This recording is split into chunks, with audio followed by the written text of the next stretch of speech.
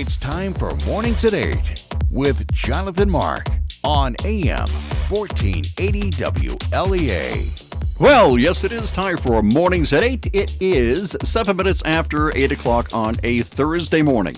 Thursday.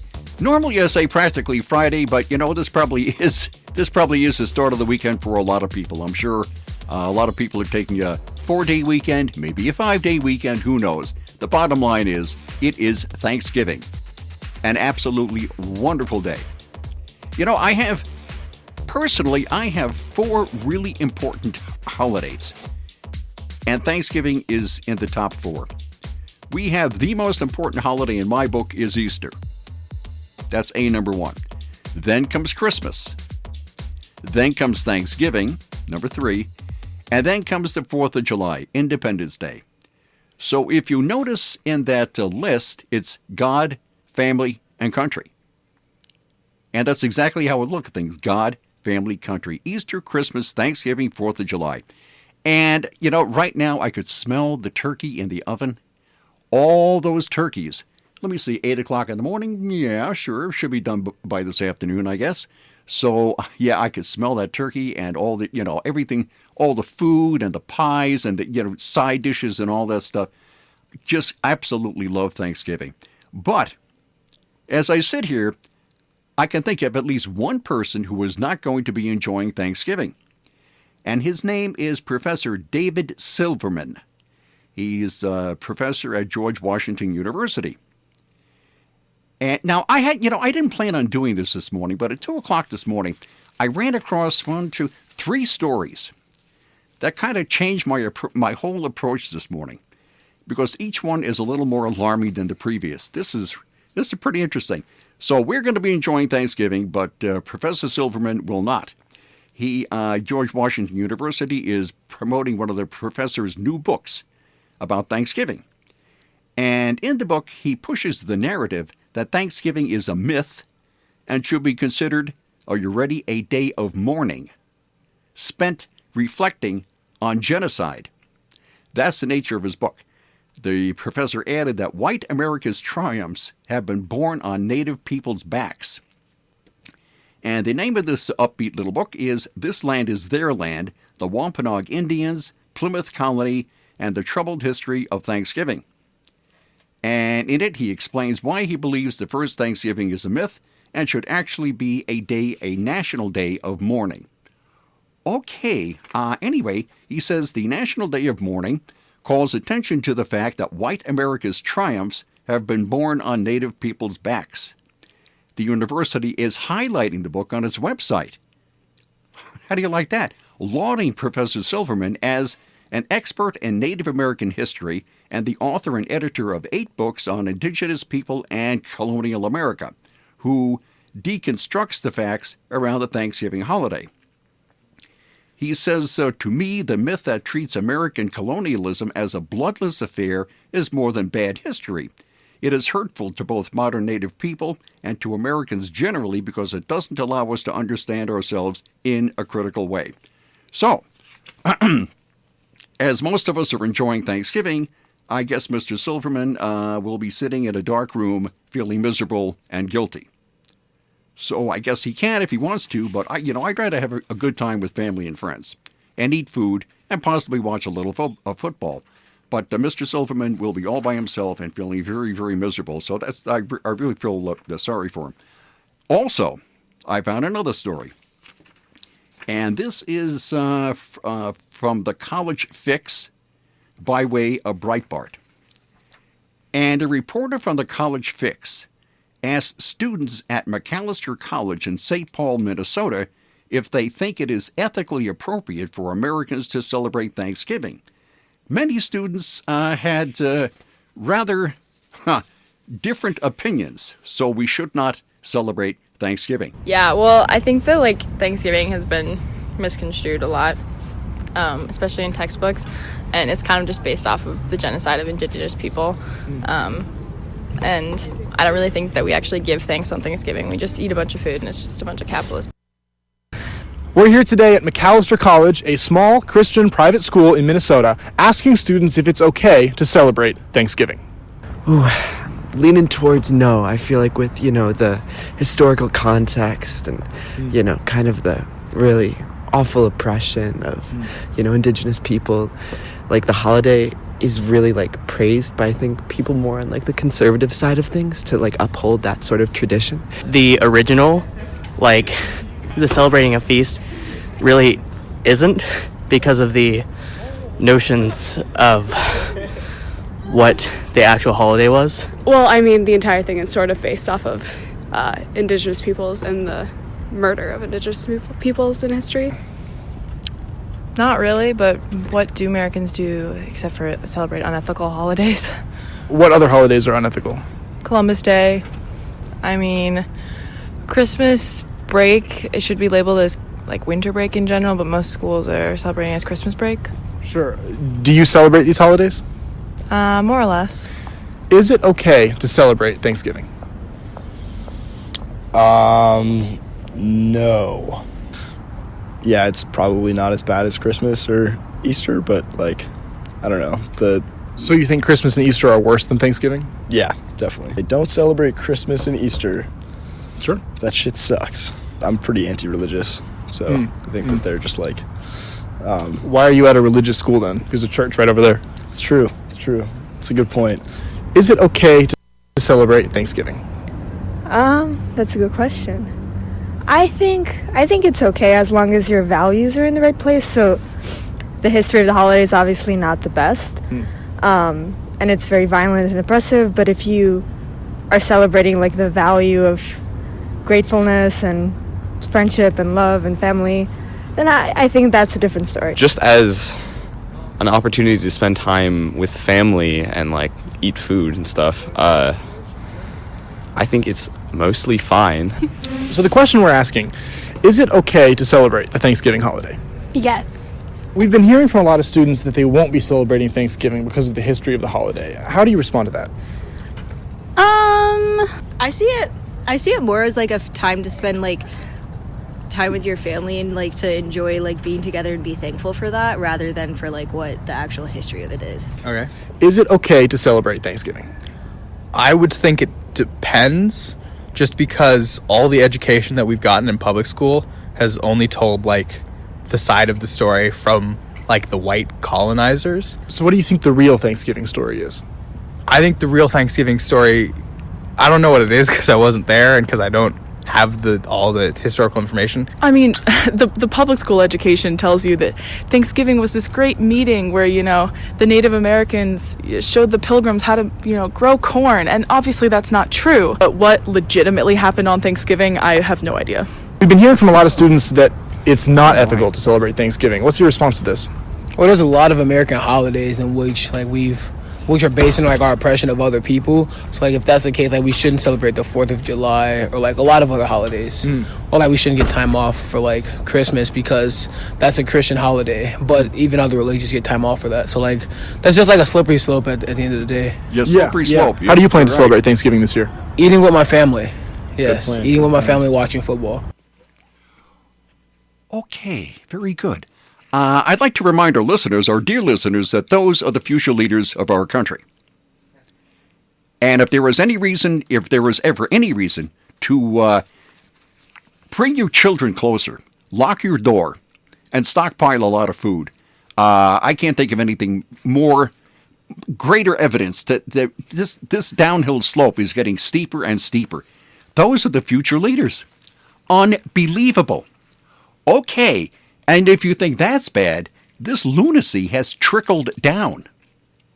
First we had a college professor, and then we had these college students, and here we have a school in Wisconsin, an elementary school. A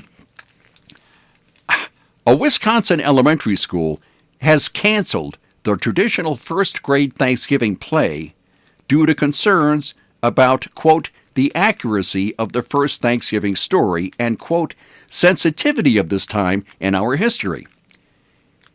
In an email obtained by a local radio station in Wisconsin teachers told parents of children at Stone Bank Elementary School that their traditional Thanksgiving event would be canceled.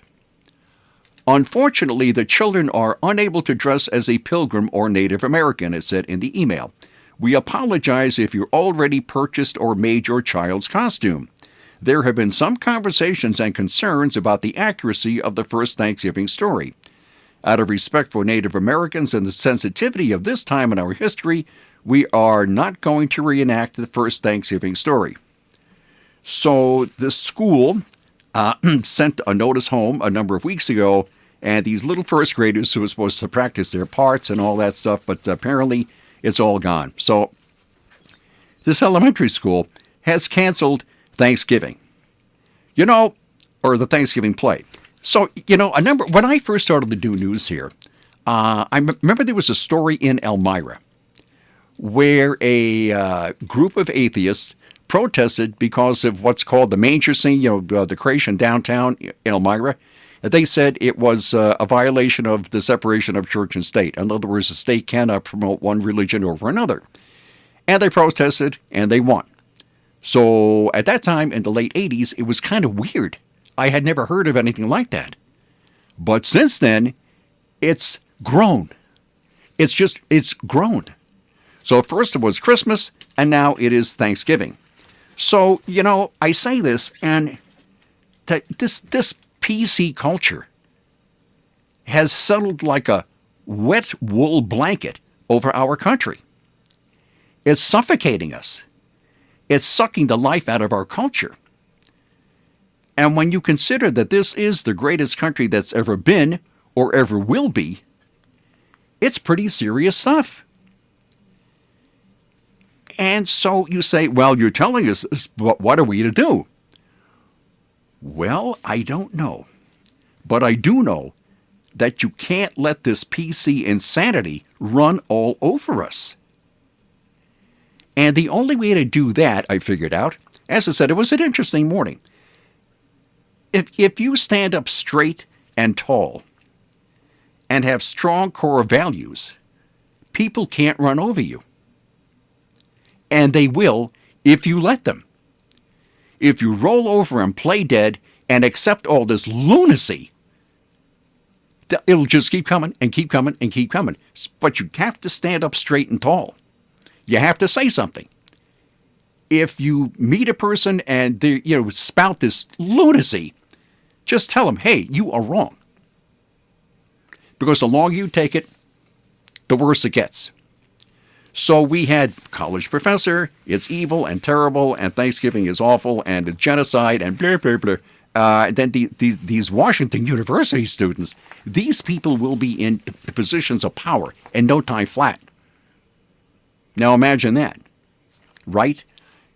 Anyway, I hadn't really planned on doing this morning, and then it just, all these stories all at the same time, it just floored me. Okay, insurance. Everybody needs insurance. Yes, sir. Very, very critical. And you can do no better anywhere on the planet than the Ryan agencies, right? They have offices in Hornell, Jasper, and Wellsville. They are independent. They are beholden to no one insurance company. They have all these companies at their disposal. They're insurance experts. And unless you know what you're doing, good luck. You need somebody like the Ryan agencies, right? They represent you, not a single insurance company. I just said that. They have the best price, the best coverage, and the best service for you.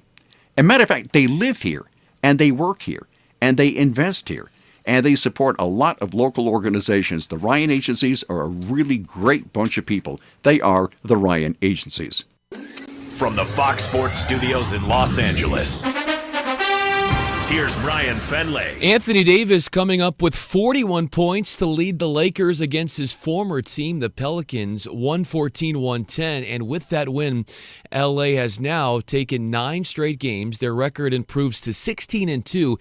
Davis was booed at this game in New Orleans, and his head coach, Frank Vogel, talked about that. He performed unbelievably. It was a tough environment. He was getting booed every time he touched the basketball. Playing against a bunch of guys that know him, playing against a coach that knows him, and he rose to the challenge and had a great game. Carmelo Anthony rising to the challenge, 19 points to steer the Blazers past the Thunder, 136-119. The Clippers, winners of 7 straight after Montrezl Harrell scored the game-winning bucket with 2.3 seconds left after a Lou Williams miss to lift the Clips past the Grizzlies, 121-119.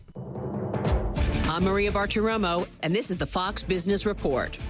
You may want to sign up for alerts telling you if anyone's using your credit card during this holiday shopping season because of a new scam called e-skimming. Malicious code is placed near the checkout function of a website. Adam Levin is founder of Cyber Scout. You're giving them your credit card number. You might be giving them billing information, shipping information, and it transmits all of this information to the hackers. He says you can take precautions. Do the things that can reduce your attackable surface, like you go to trusted websites, use two-factor authentication on your accounts, also long and strong passwords.